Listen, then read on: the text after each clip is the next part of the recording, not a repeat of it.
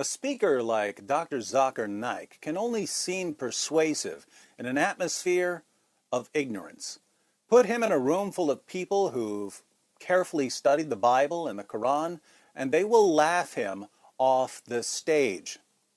Watch what happens when we take a closer look at one of Naik's claims. According to Naik, Jesus prophesied the coming of Muhammad in the book of John, chapter 14, verse 16. It's further mentioned in the Gospel of John, chapter number 14, verse number 16. Jesus Christ, peace be upon him, says, I will pray to my Father to send you another comforter who will abide with you forever. Let's go ahead and read the verse. John 14:16. Jesus says, I will ask the Father, and he will give you another helper, that he may be with you forever. Notice that Jesus refers to the Father here. Do Muslims refer to Allah as Father? No, they don't, because according to the Quran, Allah is a father to no one. So even before we consider the meaning of the verse, we see that it already contradicts Islam. But we'll let Naik slide on that one because he's about to thoroughly expose Muhammad as a false prophet. Explain the verse for us, Dr. Naik.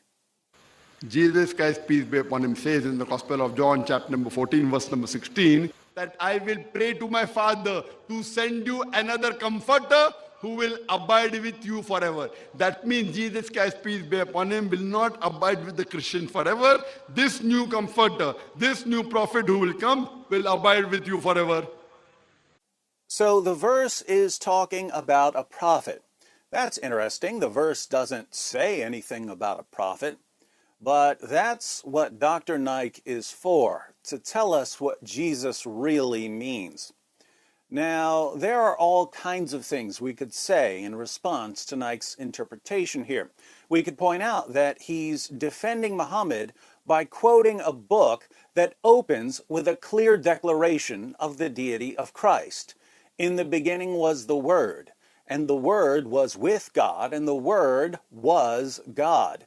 He was in the beginning with God. All things came into being through him, and apart from him, nothing came into being that has come into being. So all created things came into being through the Word. What else did the Word do? Verse 14, and the Word became flesh and dwelt among us, and we saw his glory, glory as of the only begotten from the Father, full of grace and truth. This is referring, of course, to Jesus. That's how the Gospel of John begins. Towards the end of the Gospel of John, Jesus' apostle Thomas calls him my Lord and my God. The book of John also proclaims Jesus' death and resurrection. Strange book for Muslims to go to when they try to convince people that Islam is true. That's where the atmosphere of ignorance comes in handy. But we'll ignore all of that. We could also point out that in the very chapter Naik is quoting, Jesus says, I am the way and the truth and the life. No one comes to the Father but through me. Odd. 3 of Allah's 99 names are the way, the truth, and the living. But let's pretend that Jesus doesn't apply the names of Allah to himself in the chapter Naik quotes. We could note that right there in the chapter Naik quotes, Jesus claims that he can answer prayers. He tells his followers that he's returning to the Father.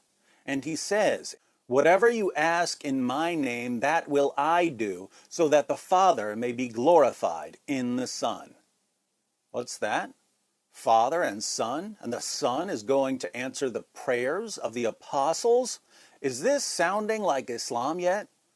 Certainly not, but we can ignore all of this. Naik tells us that the helper, the comforter, is Muhammad.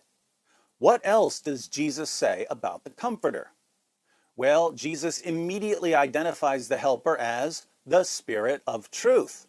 Was Muhammad a spirit according to Islam? Jesus says that the world cannot receive the Spirit because it does not see him. Was Muhammad invisible according to Islam? Jesus says to his first century followers, "But you know him."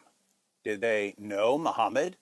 Because he abides with you, Muhammad abided with Jesus' first century followers and will be in you. Was Muhammad in Jesus' first century followers? Doesn't sound anything like Muhammad. But guess what? You can show all of this to one of Zakir Naik's fans and ask, is there any way this can be referring to Muhammad? And he'll respond with a straight face, yes, it's obviously talking about Muhammad. Muhammad is the only person Jesus could possibly be talking about here. So instead of banging our heads against the impenetrable wall of ignorance and stupidity that Naik has built around the minds of his followers, let's just agree with him for the sake of argument. Let's pretend that Jesus was actually talking about Muhammad in John 14:16. We can't get any more generous than that, can we? Amazingly, even when we're as generous as we can possibly be, Naik still ends up refuting Islam and supporting Christianity. How so? Well, Naik doesn't just quote what Jesus says about the Comforter in John 14:16. He also quotes what Jesus says in John 16:7. What does Jesus say there, Dr. Naik? It's further mentioned in the Gospel of John, chapter number 16, verse number 7. Jesus Christ, peace be upon him, says, "Nevertheless, I tell you the truth. It is expedient for you that I go away. For if I go not away, the Comforter shall not come. For if I depart, shall I send him." What did Jesus say? For if I depart, shall I send him. Who sends the Comforter? According to Jesus. For if I depart, shall I send him. Shall I send him. Shall I send him. Shall I send him. Quick question for Muslims. Who sent Muhammad as a prophet? Any Muslim will be happy to say that Allah sent Muhammad as a prophet. So according to Islam, Allah sent Muhammad. Muhammad was sent by Allah. Now, according to Jesus and according to Zakir Naik, because he quoted the verse as an authoritative prophecy, who sends the Comforter? I'll remind you that Jesus says, "But I tell you the truth, it is to your advantage that I go away. For if I do not go away, the Helper will not come to you. But if I go, I will send him to you." Who sends the Comforter? Jesus does. So Jesus sends the Comforter. The Comforter is sent by Jesus. Allah sends Muhammad. Muhammad is sent by Allah. If the Comforter is Muhammad, as Zakir Naik claims, who does that make Jesus?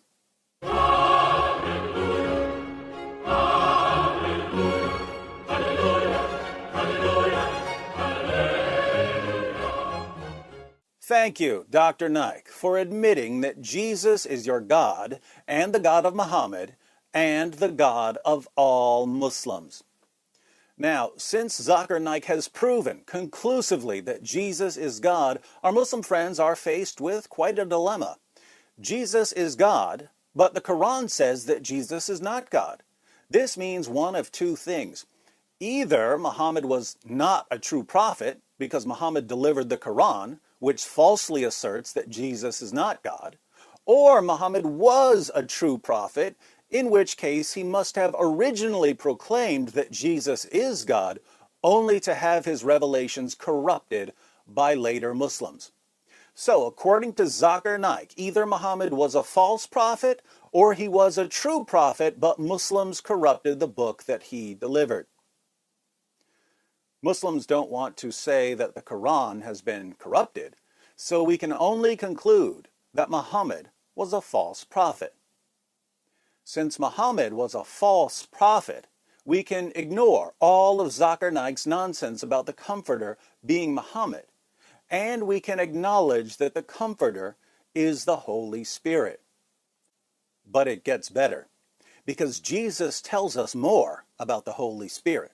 Jesus says, in John 15:26, when the Helper comes, whom I will send to you from the Father, that is the Spirit of truth who proceeds from the Father, he will testify about me. Here again, the Spirit is sent by Jesus, but this is no ordinary Spirit. This isn't a created Spirit. This is the Spirit who proceeds from the Father. And if the Spirit is in Jesus' followers wherever they are, anywhere they go, even if they travel across the universe, then the Spirit has a divine attribute, omnipresence. This reminds me of what King David said in Psalm 139, verses 7 to 8. Where can I go from your Spirit? Or where can I flee from your presence? If I ascend to heaven, you are there. If I make my bed in Sheol, behold, you are there. If the Spirit has a divine attribute, then the Spirit is divine. And yet Jesus sends the Spirit. Zakir Naik has already admitted that Jesus is God, but now we have further proof. Jesus sends the Spirit of God. But how can God send the Spirit of God, which proceeds from the Father? It's as if the Islamic view of God is too simplistic to account for this. And we find the same thing in the Old Testament. In Isaiah 48:16, Yahweh, the God of Israel, is speaking, and he says, "Come near to me, listen to this. From the first I have not spoken in secret. From the time it took place, I was there. And now the Lord God has sent me, and his Spirit." So God says that he's been sent by God along with the Spirit of God. And yet the Bible consistently affirms that there's only one God.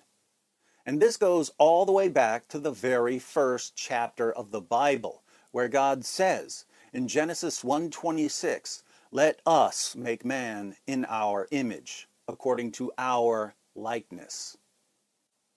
Who's God talking to? He's not talking to the angels. The angels didn't create man. God created man. And yet the one God who created man is somehow plural. God declared in the very first chapter of the Bible that he is one in one sense, but more than one in another sense. And he gave us more and more insight into his nature in the rest of the Bible. By the time we get to the book of John, we can't even understand what's going on without the doctrine of the Trinity. And this is where Zakir Naik goes when he wants to convince his listeners that Islam is the true religion.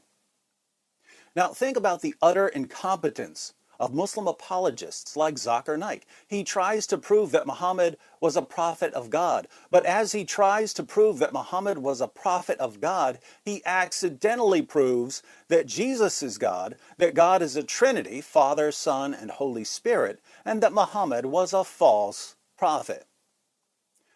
Zakir Naik and Ahmed Deedat before him spent their lives deceiving their gullible and ignorant listeners. But as they spoke, they did get some important Bible verses into the minds of their followers. These verses are the seeds that we get to water until Muslims recognize the truth about Jesus. One of the most important things we can do is to draw out the logical implications of the very passages Zakir Naik quotes, because these passages prove that Muhammad was a false prophet. I've been doing this for a while. If you want to see how some of Zakir Naik's other arguments actually turn out to insult Muhammad, be sure to watch these videos. And since we'll be going through more Zakir Naik clips in the coming months, be sure to click the subscribe button so that you won't miss future updates on how Islam's top apologists are helping us refute Islam and defend the gospel. God bless you.